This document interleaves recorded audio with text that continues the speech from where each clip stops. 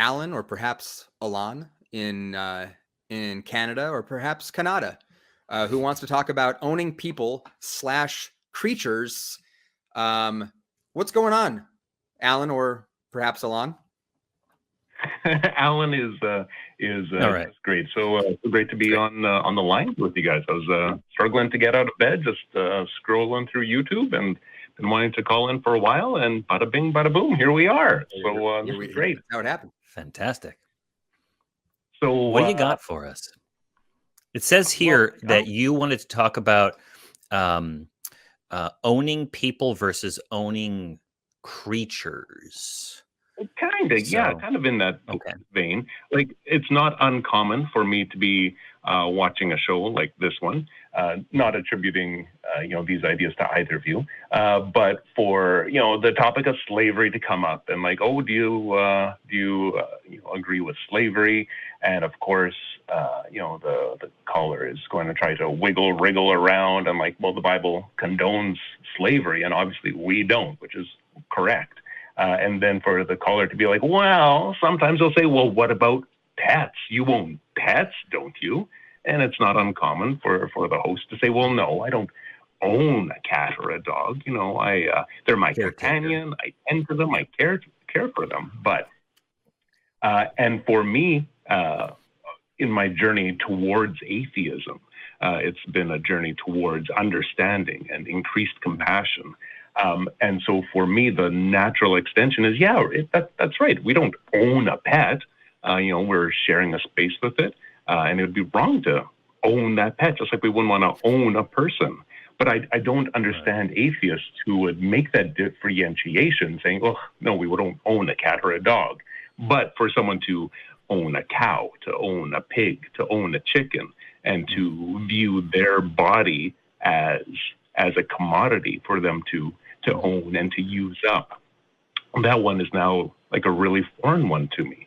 So I'm curious how like what do you two think when it comes to owning other creatures? Is it as wrong as owning people? And do you support the commodification of other living beings?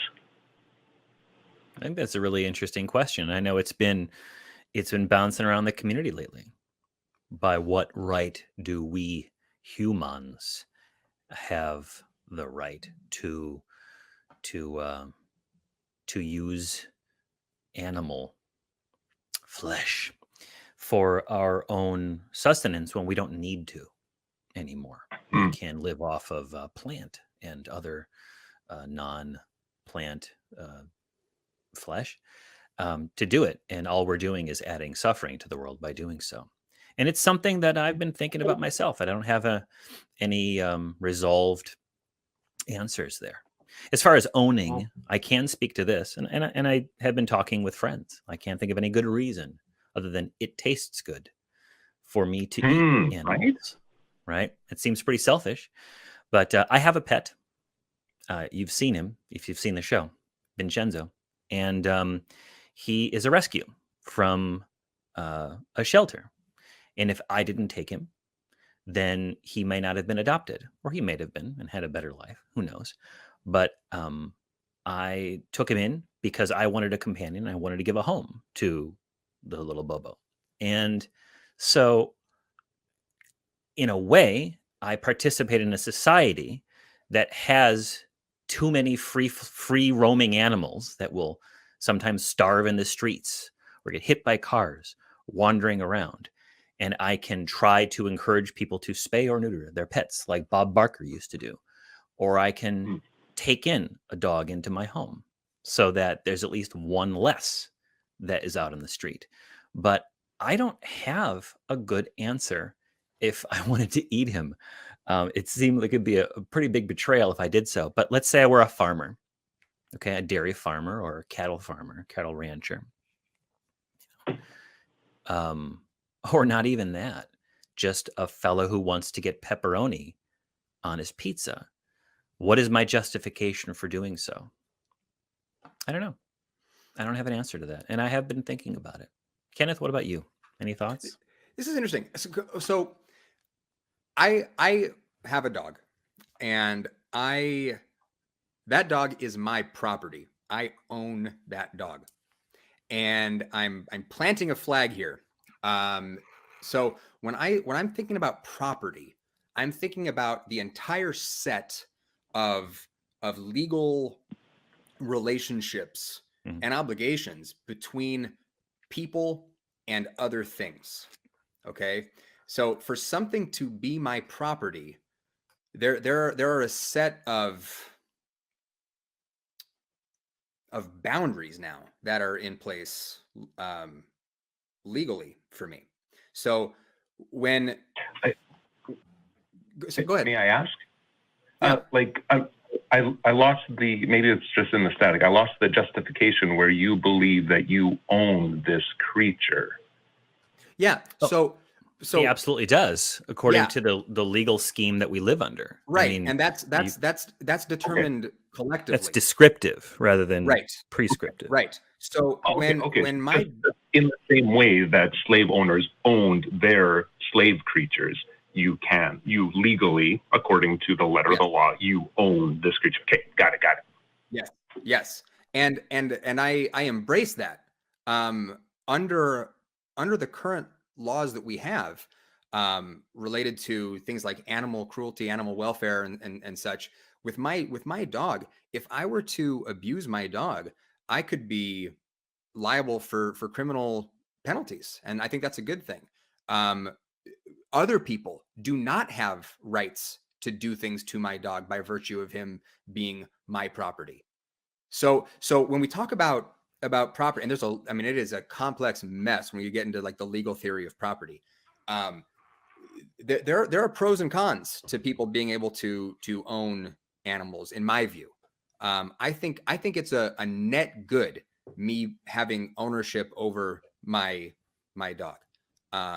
I love my dog. He is family. I would do anything for that little guy. And I like that there are legal protections for him built into our legal system by virtue of him being property and being able to be classified as property.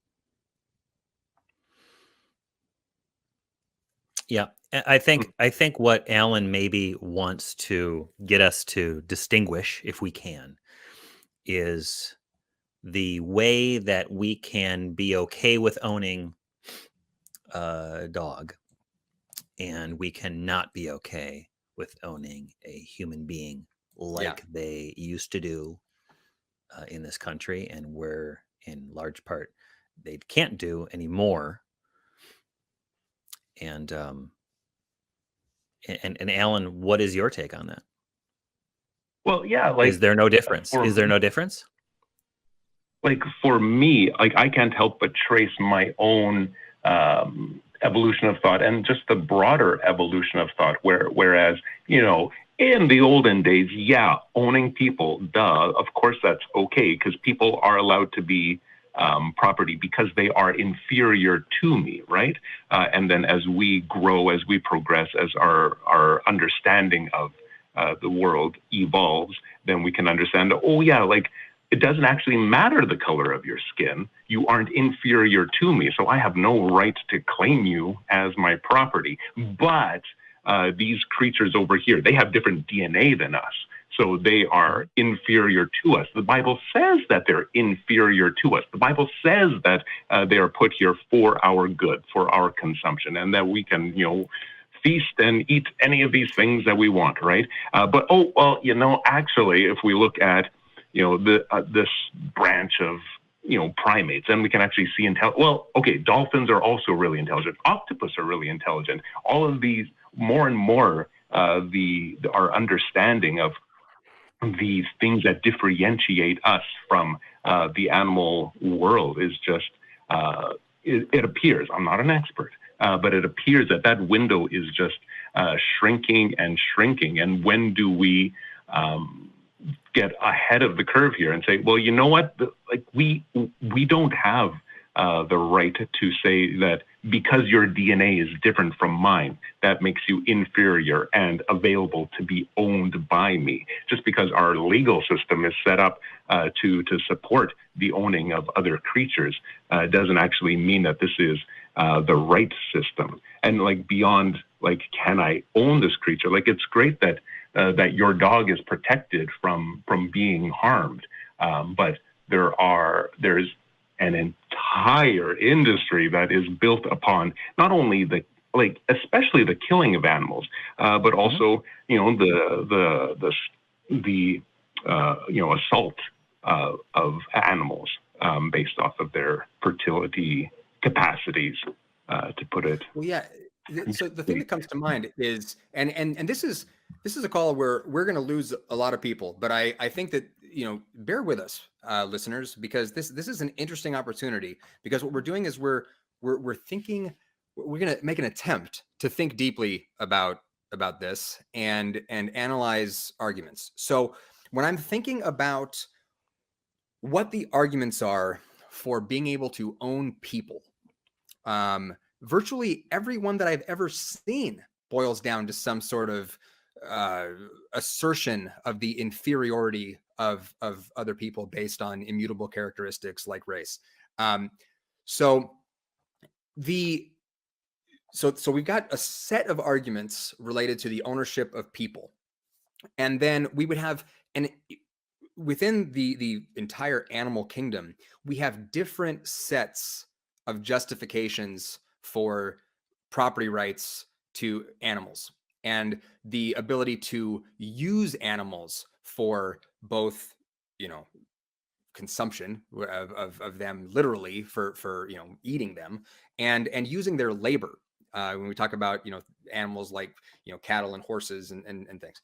So when you were talking about this, when I was thinking about the reasons why I wanted to own my dog, why I wanted to go out and get a dog, and we got him from a rescue, that what they do is they were up in Wisconsin, and they go to kill shelters in southern states, and they take dogs that would otherwise be killed, and they bring them up to the sort of upper Midwest and find homes for them. So we were going, okay, we want a dog. My wife and I, we love dogs. How can we do this ethically? Where can we find a dog that is in sort of desperate need of a home or otherwise is going to lose its life? Can we find a dog that might be in bad circumstances? So that's what we did. We do not use our dog for any labor purposes. As far as I can tell, we don't exploit our dog in any way. We just provide him with a home and shower him with affection. So I think that there are distinctions to be made when we're talking about the justifications that people have for sort of creating property rights. Okay, because property rights are they're things that we determine in societies. What can we own? What can we not own? When can we own something? How can we use the things that we own? I mean, these are the questions. So I think that when I hear people making arguments saying, well, arguments to owning people and arguments to owning animals are essentially the same, they boil down to the same argument, I don't find that convincing.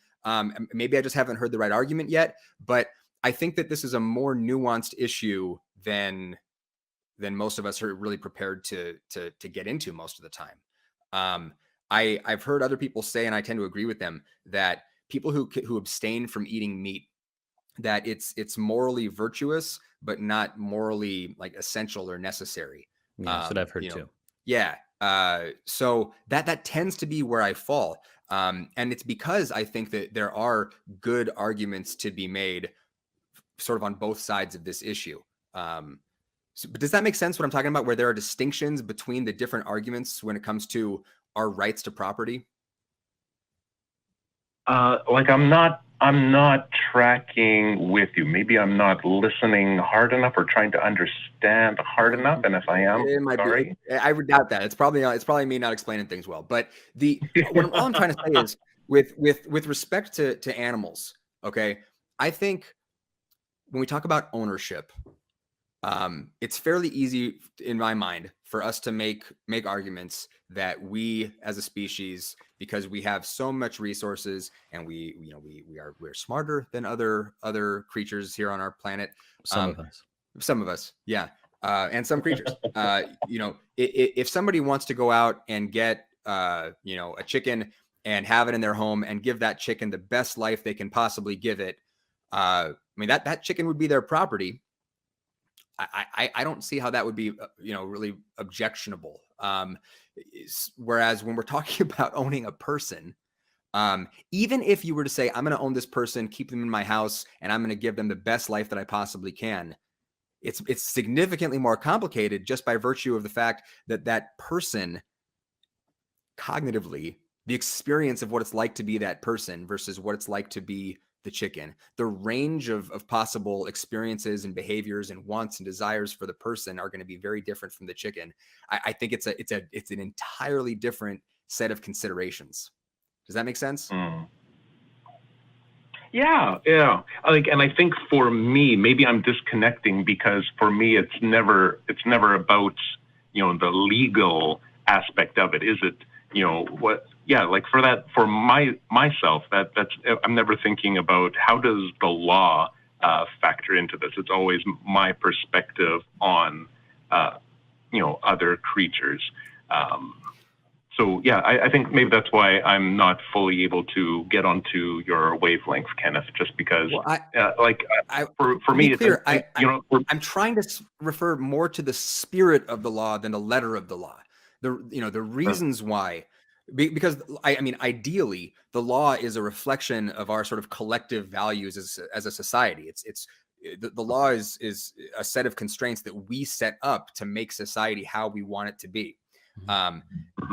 Ideally. Okay. In practice, it doesn't always work that way. But when we're talking about sort of the underlying theory of why we have property laws and why property with respect to different entities and different things, there are different relationships that we have to different things based on different considerations. That's all I'm trying to say is that there are distinctions to be made here. And the only reason I'm going down this track, and by now we've lost the entire audience, is because I think there's a very nuanced conversation to be had. So when I hear people do okay, well, you recognize that it's wrong to own a person, so why wouldn't it be wrong to own or even to eat a chicken?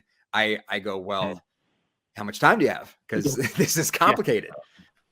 Let's not. Are you saying? Let's not compare. Let's not say that that this orange is a tangerine when really this orange is an apple. Oh, that probably just butchered things even worse. Let's not compare. Yeah, sorry. Yelled at the mic. It's complicated, Alan. It's complicated, and I'm working through it myself as well. I'm trying to, independent of what we as a society recognize as acceptable behavior towards humans versus acceptable behavior towards animals and plants and fungi and such. I've been working through it in my head. I'm sure that there's an argument that will convince me one way or the other. Perhaps I don't want to think about it too much because I don't want to give up sushi from my diet. Perhaps it's completely selfish. Perhaps there's fish don't have feelings, Johnny. You don't have to worry about sushi. I mean, yeah, right. I don't know. I'm gonna get hate mail for saying that. I love. I hear you, man. Like, and for me, was so reminiscent to listening to my friend Pat and his experience becoming an atheist. And like, you know what? I don't want to think about it. Oh, fuck! I gotta think about it. Yeah. And you know that there are some, sorry, Alan, but there are some very prominent atheists who are on YouTube right now who have shifted a lot of time toward the issue of the way we treat animals. Yeah. And I'll tell you, I went to law school allegedly, and I had friends. All my friends. You would go to law school. Yeah. And my friends were the vegans, and I heard a lot of proselytizing. So I know proselytizing when I hear it. But I do think that this is a real issue that each individual has to sort out in their head, if they want to be logically consistent, which, you know, as skeptics, I think, you know, there's an element of that, you know, are we okay with carving out an illogical space, or is there a logical reason to eat meat? And I know I'm probably stepping on a whole bunch of toes with that, but I've had this conversation. To me, at this point, I don't have an answer. I'm still working through it. I love sushi and Korean fried chicken and bibimbap, more Korean food. I want Korean food right now. I really do. And I can cook with vegetables, and I don't need it because I know that I can just go online and I can say, how can I get my protein, my protein needs, all my vitamin needs using vegetables? I know I can do that. And I know that I will not be a part of, well, at least not directly a part of a system that rips the heads or cuts the heads off of chickens and all that stuff. If I do so, and all I have to do is give up Korean fried chicken to do so. Well, and all the other chicken products. And it is, I mean, for the people who are, you know, screaming at their screens right now because they think that we're not taking the issue seriously. It is a serious issue. A couple of years back, more than a couple of years, I'm old. My wife is a journalist, and she did some reporting on factory farming in Illinois. And I mean, she had to watch hours of like hidden camera footage on these farms and seeing these animals just be treated brutally. It is completely indefensible how the vast majority of the animals that are consumed for food globally are treated. It is a real problem, and as humanists, we should care about, you know, advancing well-being for conscious creatures and reducing suffering. So to the extent that we are going to be, you know, eating meat and doing that kind of stuff, I think that and again, this is just my opinion. Kenneth Leonard does not speak for the Atheist Community of Austin or any of its, you know, related people, but yeah, I think we got to take this shit seriously. I think that it is a serious thing that we need to consider. But yeah, and to add to that, okay, not just the care of the animals and the way that we treat them, the way we commodify, the way we turn them into products to be used and used up. There are serious environmental concerns that attach to that. Clean air, clean water, the ozone layer and global warming and all these things. And I'm sure there's a segment of our population that thinks that that's all bogus. But I'm not part of your club of deniers. I'm just not. But you're probably vaccinated too, you hippie. I am vaccinated. Yeah, me too. Not Aaron Rodgers style, real vaccinated. Yeah. So yeah. Well, on that note, Alan, thank you very much for the call. We do appreciate it. And again, you know, I hope that we didn't lose people, because the fun part about this show and about what we do and talking about what we believe and why, taking some time to think deeply about stuff, it's always a good thing. It's always a good thing. So thank you. Yeah. Well, yeah, and thank you guys for being open to just considering why we do what we do. Yeah, it's important. All right, take care. Take care.